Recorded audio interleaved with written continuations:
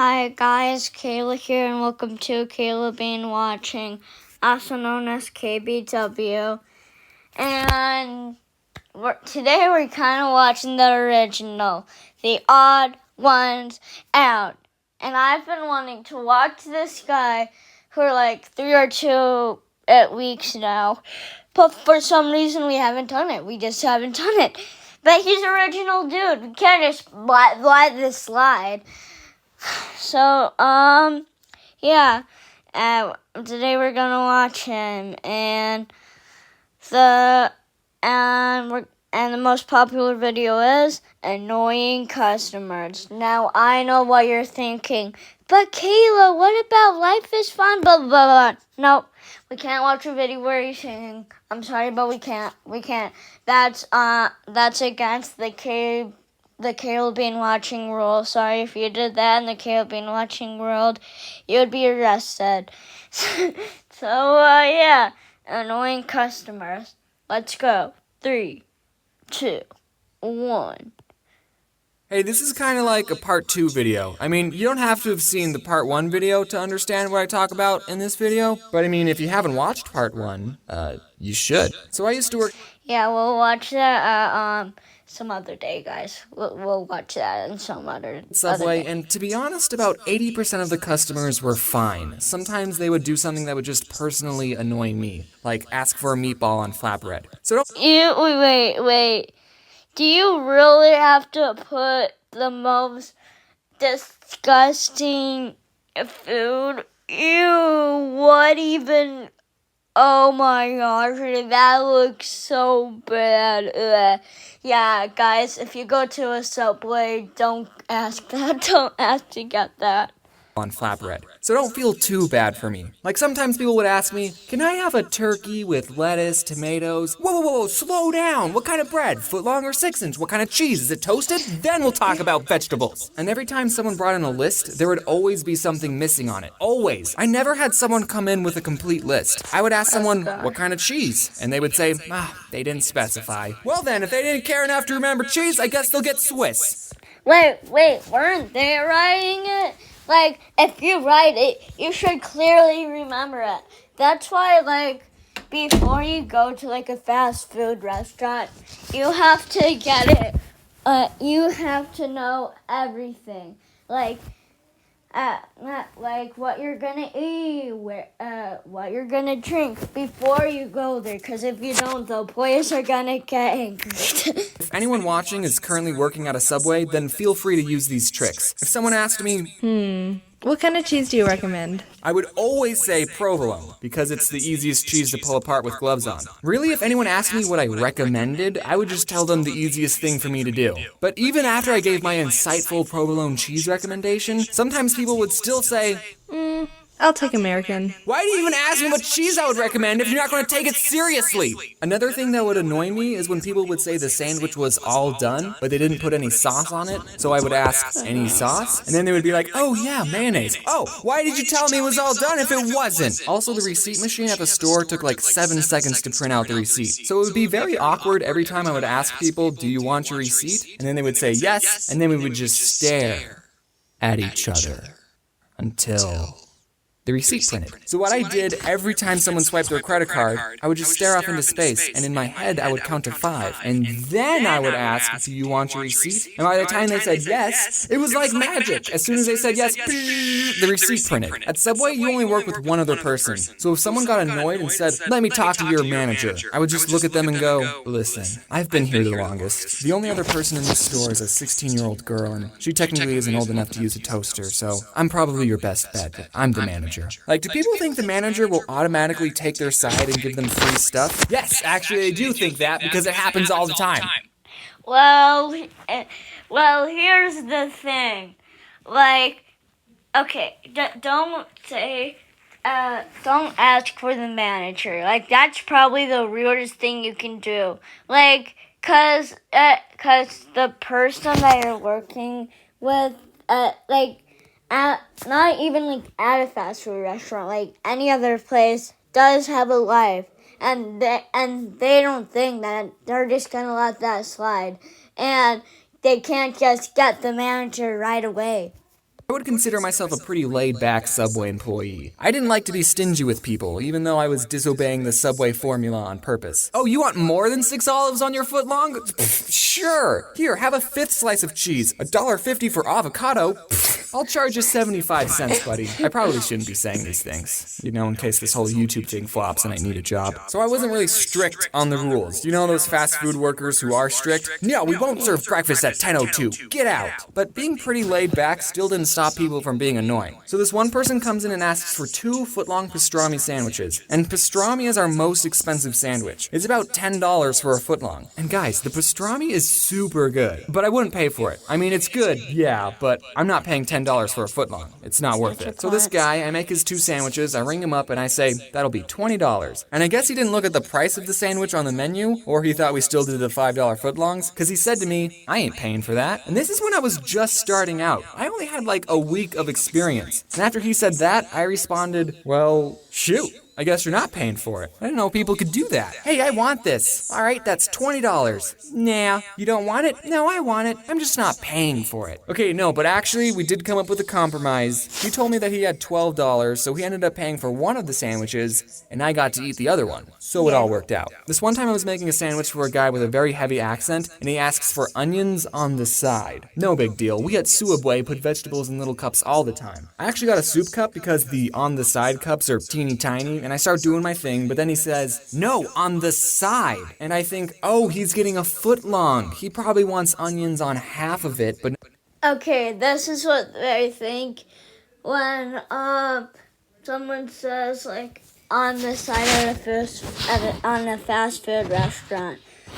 So like it's right by it's usually on the left or right side of like their food. That's what I imagine. But I guess Subway just doesn't do that. Not the other. So I start putting onions on half the sub, but then again he says, no, on the side. At this point, I don't know what this guy wants. So I ask him, on the side of what? And then he screams, onions! And I never figured out what he was trying to say. This one old gentleman asks for sauce to be put on his vegetables, and normally we put it on top of the sandwich with the meat. And I didn't know if I heard him correctly because I put the sauce on and then I closed the sandwich. So your sauce would have been in the same place either way. One time, this woman tipped me and Corey $40. She wasn't annoying, I just want to sprinkle in some good customer stories. Okay, one time this Native American person came in, and I don't know if mentioning that was important to the story. He comes in and asks for 5 footlong tunas. Okay, Tyler, just me and you, let's do this. And then when we're all finished, we ring him up and we say, anything else? And he says, 7 meatballs. What? He wanted 7 more sandwiches. But James, you're Suabwe. You're supposed to make people sandwiches regardless of how many they ask for. Yeah, I know, but the guy could have handled it differently. Normally for a platter, you have to call in at least an hour ahead, and that's only 5 footlongs. This guy could have called ahead and said, hey, I'm getting 12 sandwiches, so just prepare yourselves. Mentally. I mean, we had so many... Yeah, the way he said it was like, oh yeah, I'll have like 5 sandwiches, maybe 7 meatballs. Well, he could just come up to Subway and be like, look, man, I just want 12 sandwiches, if that's okay. Okay. Customers waiting in line. No, he didn't. That's a lie. It was only him. But still, this one woman, I was making her sandwich, and for vegetables, she asks for extra lettuce. So I put on a big handful, but then she asks for more. So I put more on, and sprinkle some on, more! I won't be able to close the sandwich with any more lettuce. And she says, that's fine. All right, extra lettuce it is. So I ended up giving her an open sandwich with a mountain of lettuce. You know we do salads, right? When I was little, I always thought if I was working at a store and someone tried to rob me, I wouldn't give them any money. But now it's like, I ain't risking my life for Suabwe. Here, take the cash register. So thankfully, I've never had anyone pull a gun on me, but I have caught people stealing from us. I was making someone's sandwich, and this one kid asks for just a water cup, so I gave it to him. So I go back to making a sandwich, and I just hear the fuzzy soda sounds being dispensed. And I look over, and the kid is putting soda in the cup. He didn't even try to hide it. When I put soda in a water cup, I at least wait for the employees to go in the back, but I didn't even say anything. I was just like, all right, man. Well, you did go in the back. Well, I mean, you were kind of like next. Well, I mean... Okay, never mind. I totally saw him take a bag of chips, and he hid it under the counter so I couldn't see. So when I rang up his sandwich, I asked, anything else? And he said, nope. Alright, whatever. Okay, last story. I was in the back, and I was playing some Clash of Clans, and we have a computer that shows what the cameras see, and I see this woman who was eating there. She reached over the counter and took 3 large cups, and I did nothing to stop it. You know, I'm the kind of person that's like, the fast food employee is always right. Say if I was eating somewhere, and I asked for a chicken salad, and they said, we only have tuna salad. I'm the kind of person that's like, oh, well, I guess I'm having the tuna salad then. I think... Yeah, like, I think we forget, like, waiters have a life. Like, you can't just be like you can't just be like, oh yeah, I'll have olive pizza. We don't have olive pizza, but we do have bacon pizza. Bacon pizza. Bacon pizza. You can't just be that way, cause like it's the most simplest thing, and you just have to get it. And since I kind of like that video, and I kind of like Subway, wha-bam.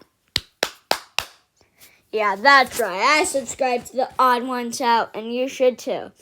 Okay, last video. Tabletop games.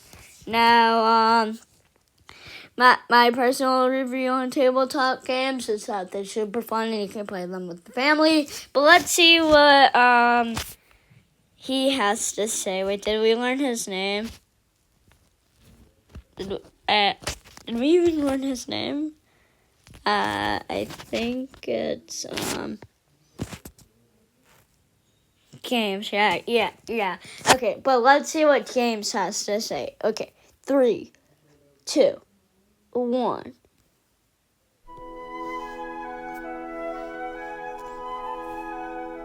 I hate you! Oh! Well, next time, don't steal my Monopoly!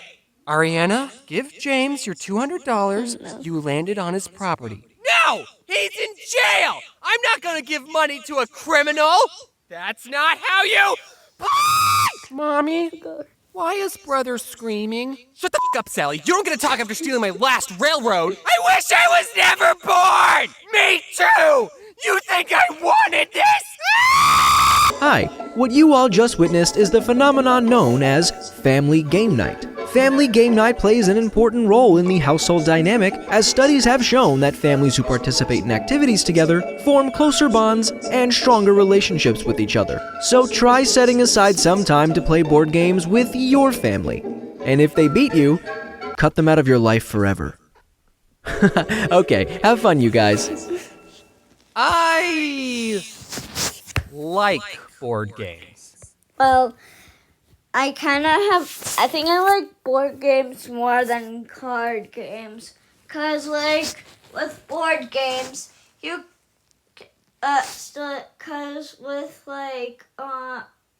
think I like card games more. Cause in card games, you can just like, throw the card.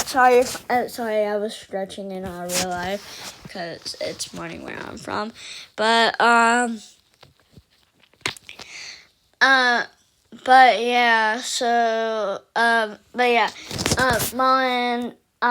board games, you have to like assemble all of it. I don't really like that. I guess any game that doesn't involve me getting up and moving around, I'm a huge fan of. Also, Same. since I'm bad at everything and don't like playing games against someone who's better than me, I really love the games that don't require any type of skill, like the game Chutes and Ladders, which I just learned today has another name called Snakes and Ladders. Yeah, Chutes and Ladders. I think that's old time. That's really old time. While Snakes and Ladders is new. That's new. And I'm going to call it that instead, because I'd rather draw snakes than chutes. In Snakes and Ladders, you have no free will. You're at the mercy of a single dice, and I love it. While I was looking up walkthroughs for Snakes and Ladders, I quickly learned that this game was made for preschoolers, which is probably why it's so simple. Or how about the game Sorry, which is the most Oh my gosh, I love that game. Guys. You do not know how much I love Sorry. I love it so much. Oh my gosh. I have one time when I was at school, I played it with one of my one of my teachers, not like my class teachers, with some of my friends, and it was really fun. So yeah. Apologetic game I've ever played. There's some strategy in that game, but most of the time you're just getting revenge on the players who've wronged you. And the creators of Sorry knew this because the tagline of the game is Sorry, the game of sweet revenge. Which, if you think about it, is a pretty funny oxymoron. Aha! Take this! Sorry.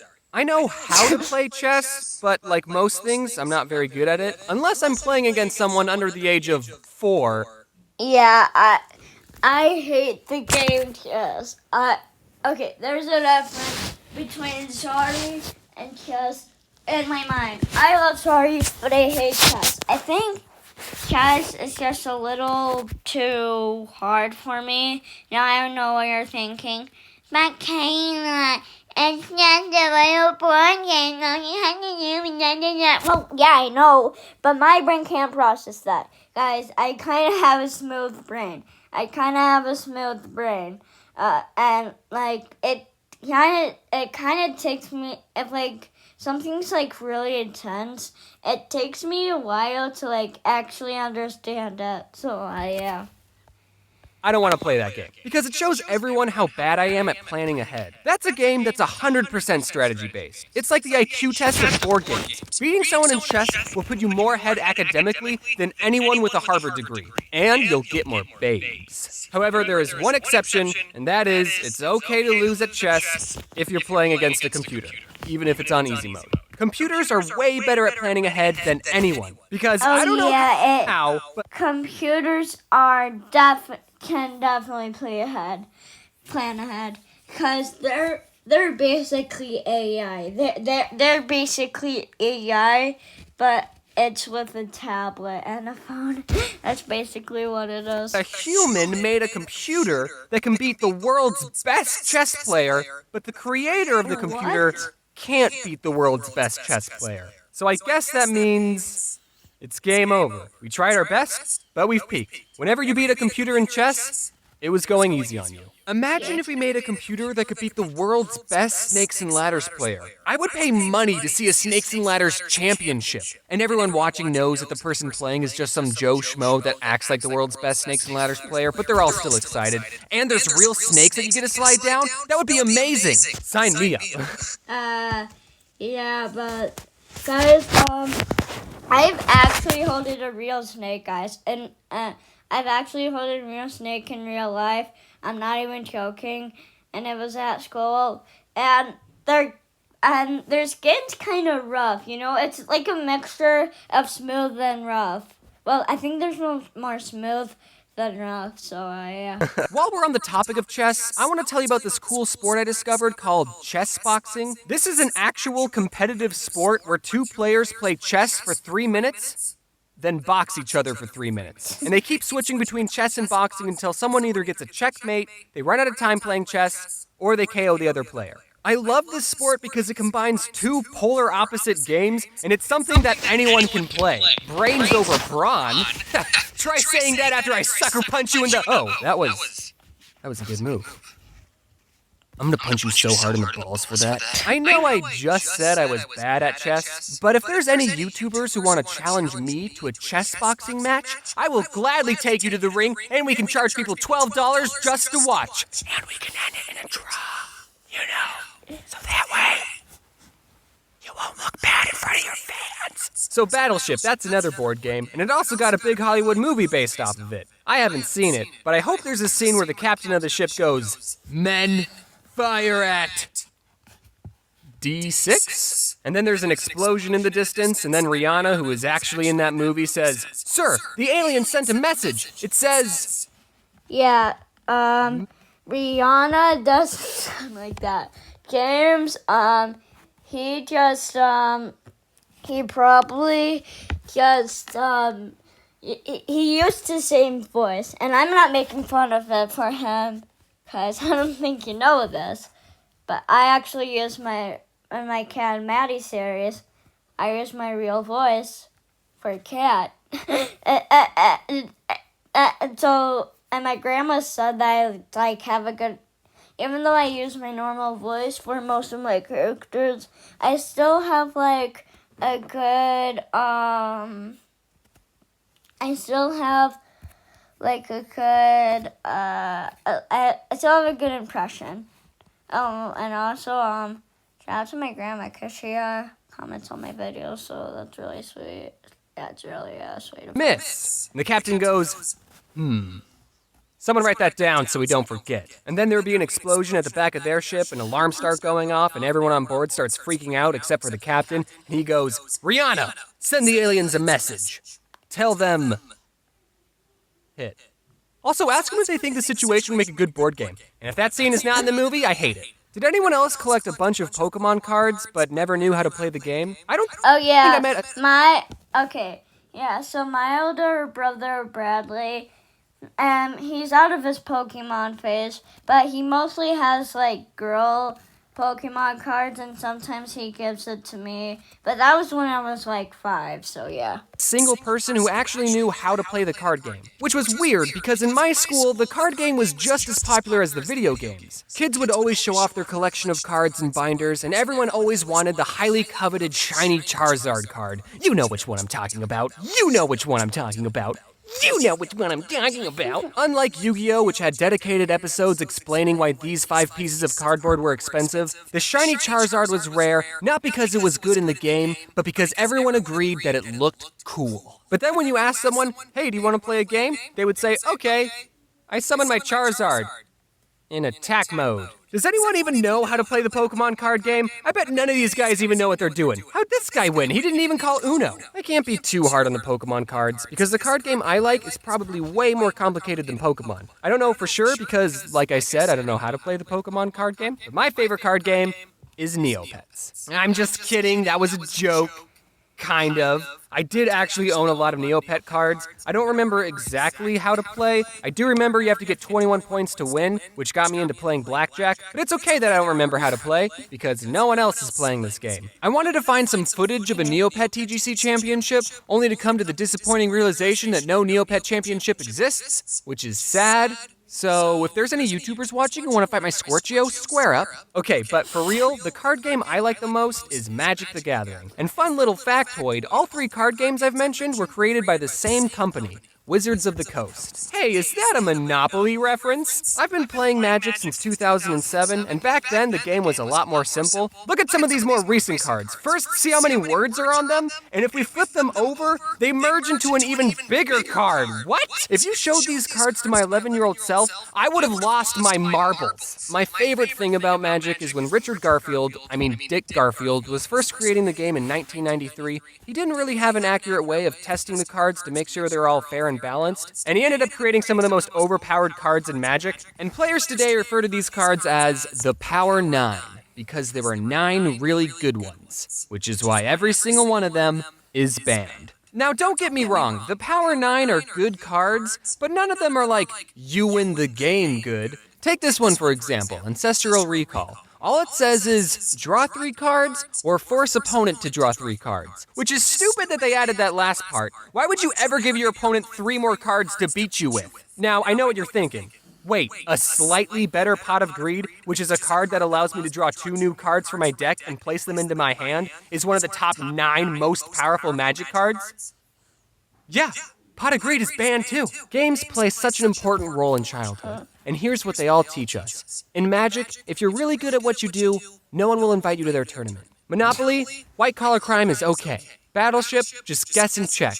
Snakes and ladders, if you see a ladder, climb it immediately. And no one cares about Neopets. Yay. Nope. But I think the lesson for sorry is that it's okay to not say sorry that much. If you excuse me, I have to show this prison guard my coupon I have that lets me get out of jail anytime I like. And when all is said and done, I thought to myself, what can I do to help strengthen this weekly tradition of family game night? So I decided to create my own game based off one of the most scarring events of my childhood. Many of you might recall the traumatic experience my sister and I had with Harry the Moth, and to help me cope, I decided to immortalize this memory by turning it into a card game. Introducing Can't Catch Harry. I let my Twitter followers decide on a name, and they went with this one, so good job, guys. Here's a sneak peek of some of the cards. I spent a lot of time working on this game, and I know you're gonna like it. We got a lot of recognizable characters like Mr. Poe, Mom, Satan, and Sandwich Artist. We're launching the game on Kickstarter today, so check out the link in the description to get yourself a copy. We have different reward tiers like holographic cards, golden figurines, and even a custom-made card if you're into that. The reward tiers are only going to be available for 30 days, and given my upload schedule, I don't know if I'll be able to tell you that again, so I'll post updates on my Twitter and Instagram. Okay, so that was actually pretty good. And wait, can I still get the game? Yeah. I'll see if I can get the game. And I'll link it in the description. But anyway, yeah, that's in the video. Hope you enjoyed. Bye, and don't forget to give us a like and